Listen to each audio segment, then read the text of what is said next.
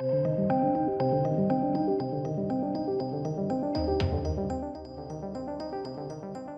hello, ladies and gents. Let's talk The Mandalorian or Boba Fett. This is the latest review. I think it was like episode 5 of the Book of Boba Fett. Mandalorian's back. Full spoilers. Let's talk full spoilers because I have been doing that with this show anyway. Listen. This is the best episode yet. But listen. Right? This is the best episode yet, and yet it doesn't feature the title character, Boba Fett. Now, I tweeted out, side note, if you don't follow me on Twitter, please do, at Mr. H Reviews. I tweeted out, like, fundamentally, like, that's a problem. That just goes to show that the best episode yet doesn't have the title character in it at all. They just dropped the ball. They dropped the ball on this show completely. And I firmly think more and more that this show is unfortunately, a combination of fuck-ups from Disney, right? Like, they were going to make a movie, then they didn't. There were, series. Was it happening? Was it not? They then made The Mandalorian. They made The Mandalorian this guy that doesn't talk. They then had to bring Boba Fett back, or because they wanted to, because Mandalorian was really popular, so they need to keep milking that cow, the cash cow. And then, you bring Boba Fett in, and he's talking all the time. Taking his helmet off left, right, and centre. They've just dropped the ball completely. They have no plan, and I think the Book of Boba Fett is really rushed. And I think this episode perfectly exemplifies that. This episode was amazing, but it was The Mandalorian. It wasn't Boba Fett. It wasn't in it at all. You only had Fennec turn up at the end. I don't know. And I like The Mandalorian. I've been a massive proponent of it since day one, when loads of people were bitching and moaning about the music and Gina Carano. Do you remember when people hated on Gina Carano because they were like, strong whammon, and then everyone sort of ran in behind it? It was really odd. But I've liked it all from day one. Like, I really like The Mandalorian. And Boba Fett's an interesting one. It's just up and down. But I think I can't escape it now, is that this episode perfectly just tells us all, I think, that they just completely dropped the ball and mismanaged completely from day one. And I don't think it's their fault. I don't think it's the actor's fault. I don't think it's the writer's fault. I think that they were given a mandate like, hey, rework all these ideas from the movie. Can you imagine the Book of Boba Fett as a movie?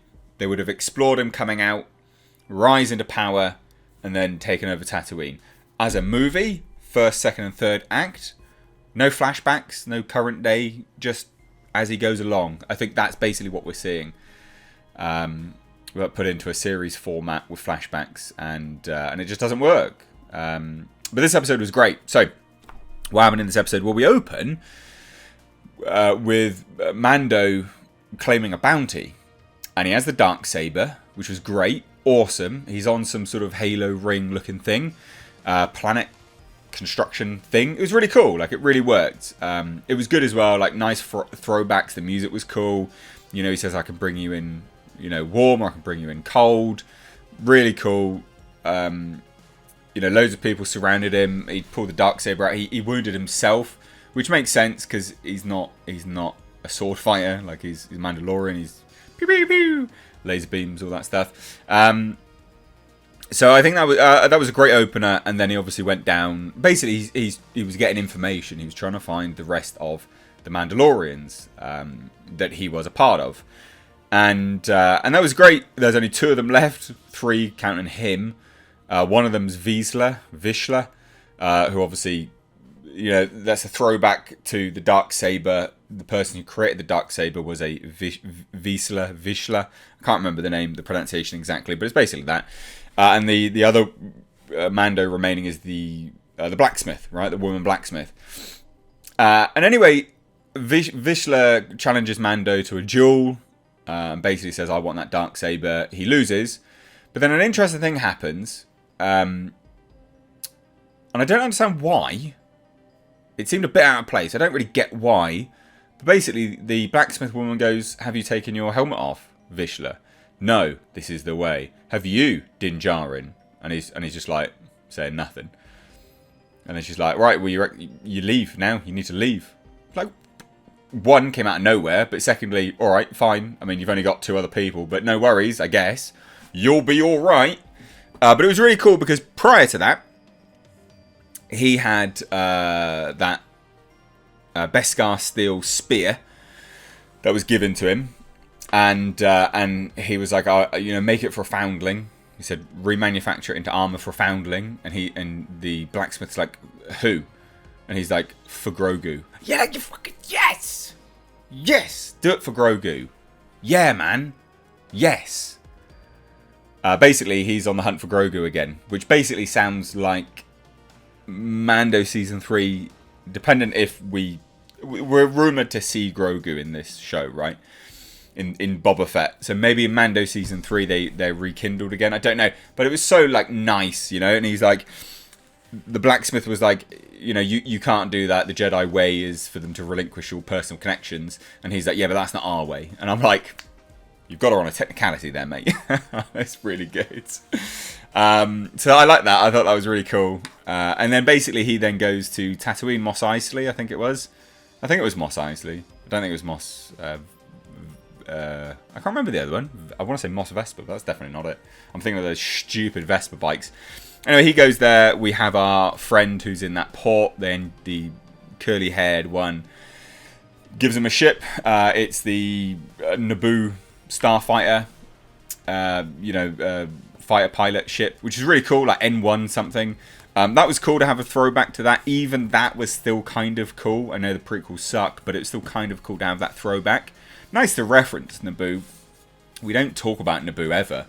And they never talk about Princess... Was it Amidala? I want to say Amidala. Maybe I'm wrong. But they never talk about it. And I thought that was good. I thought it was a good reference. You know, all those kind of references were nice. Thrown in there. Worked in the context that it was. Because it was like, this is a throwback. And then anyway, Fennec turns up at the end and is like, yep, we need some help. We need some muscle. And he's like, yeah, sure. On the house. And I'm like, badass, mofo. Good episode, but again, it was a Mando episode, not a Book of Boba Fett episode. And I can't help but think, because they've really shot themselves in the foot now because they gave us a whole episode of Mando. And you can draw comparisons directly between the 2 characters now. One takes the helmet off, one doesn't. One talks all the time, one doesn't. One has gravitas, one doesn't.